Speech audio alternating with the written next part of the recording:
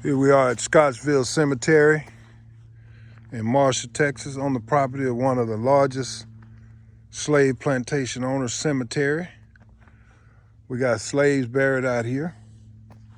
We even got Mr. Scott buried out here, the plantation owner himself. Mr. Scott is buried here.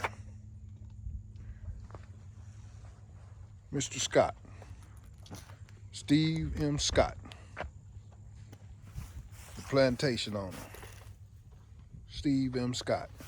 All the Scotts right here.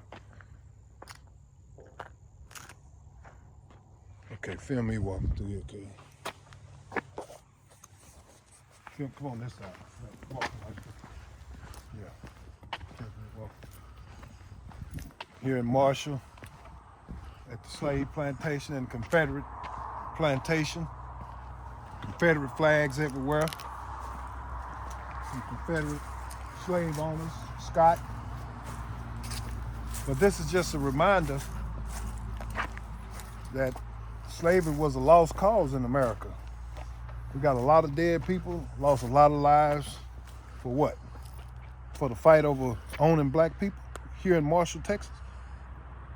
That was just unjustified. It was a crime against humanity. Mr. Scott was one of the largest plantation owners in Marshall. So we're still on the hunt for our relatives and ancestors down here in Marshall, Texas. We're walking through cemeteries, we're walking through historical commissions and museums and all of that good stuff, but it pains me to understand the fact that when you go to look at the records for our slave ancestors, they're hard to find and the names don't match. But when you look at the records for the whites, everything is fine.